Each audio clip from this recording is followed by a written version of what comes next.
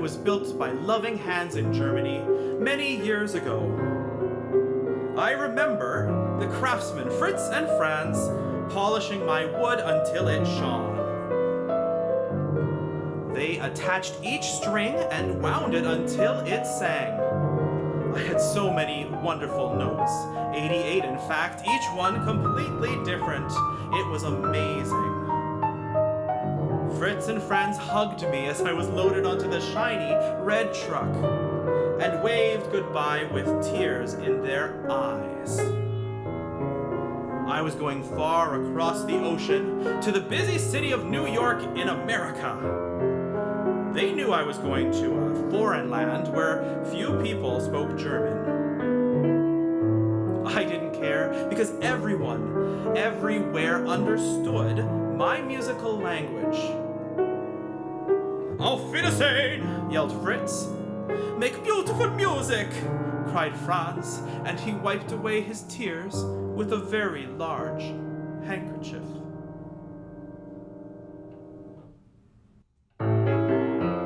The journey across the Atlantic Ocean was horrible.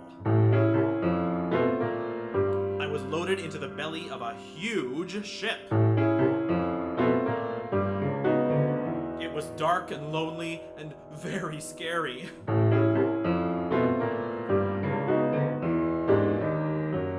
There were smelly fish and even a few rats who tried to chew on my strings. The ship groaned a horrible bass sound as it lunged from side to side. It made me seasick. I threw up several times on the harpsichord next to me.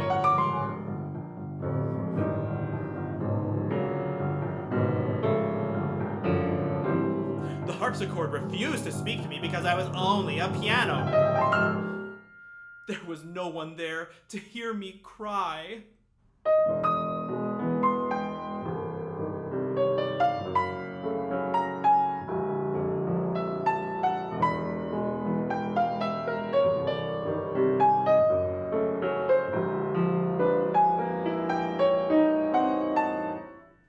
Finally, the lurching stopped, and an enormous crane unloaded me. I was frightened. I looked down and started to shake in mid-air. Be careful! Don't let him swing! Yelled the crane operator. He's a piano! He's supposed to swing! Laughed a man on the dock.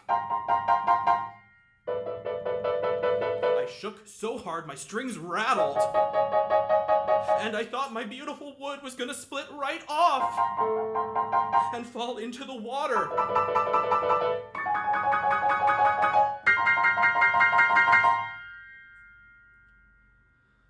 I was taken to a famous piano shop on 57th Street with lots of other pianos. Everyone spoke different languages as they greeted the owners, Lotte and Schneckendorfer. Hello, bonjour, hola, shalom, guten tag, konnichiwa, ciao, ahlan, zdravo, hallo, ni hao ma, hey, good day, mate. That first day, I was lost and confused.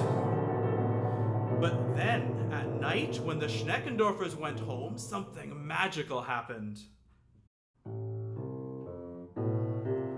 All the pianos came to life. We jammed all night long.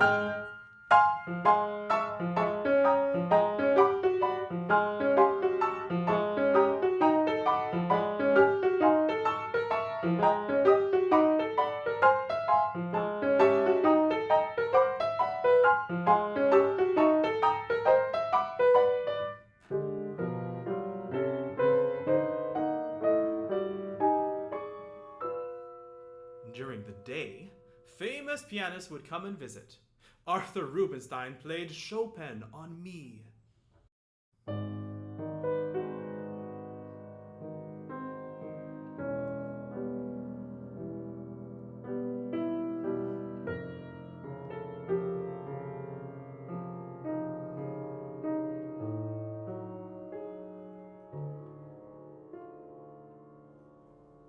Rudolf Serkin played Beethoven.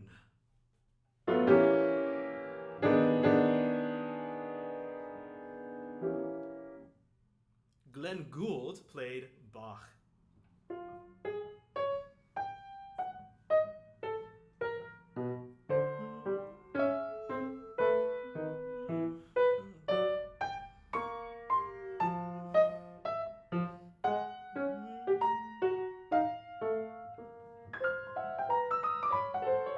Fats Waller, Billy Joel, and Stevie Wonder played their own compositions.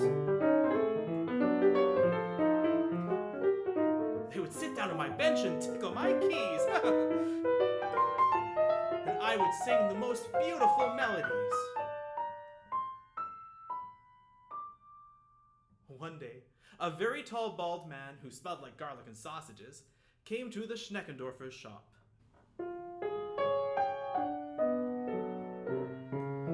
He sat down and played on several of the pianos, including me.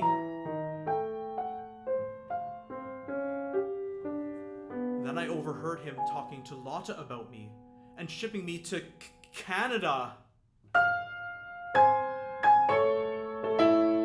Oh no, I thought. More water, more boats, more rats.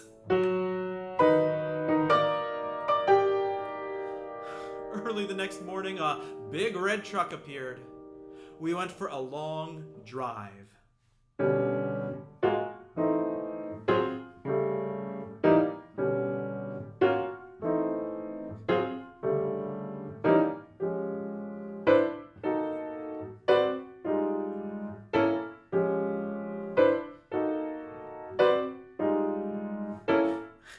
And I was unloaded into a beautiful house by the lake. Unfortunately, there were a lot of smelly fish, but the view was great. I was in the house by the lake for 25 years, mostly by myself. I was the loneliest piano in the world. For many years, a little boy would come over. He liked to fish, and his fingers smelled like smallmouth bass and sunfish and worms. He used to run in, flip back my lid, and play Chopsticks on me. The same piece every time. The same 2 bars. He played Chopsticks on me 2,147 times.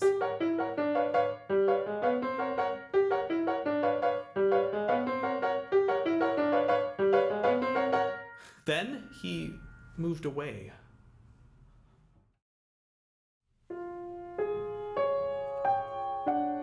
Every day I looked out the window for the big red truck, but the only person I ever saw was a kind woman who came and sprayed furniture polish on me. She tried to be nice and sang songs to me, but she did not know how to play the piano. Sometimes she brought her cat, who walked up and down the keys. But he wasn't a very musical cat. His pieces were not organized into chords and harmonies and patterns. They were sort of jumping, splashing pieces, if you know what I mean. I looked out over the lake, which was now covered in snow. I dreamed of Fritz and Franz back in Germany, and my old German friends in New York. But now I was silent and sad. How nice it would have been to sing and laugh and play again. And then suddenly the big truck came. The men took me on a long truck ride. And then we stopped, and the truck's doors opened, and I saw the most beautiful sign I'd ever seen. Stage door. I heard other pianos, and violins and drums, and clarinets and flutes, and trumpets and piccolos, and cellos and violas and trombones. I looked at the wall. There was another sign. Carnegie Hall. And I rattled my strings in my own secret happy song.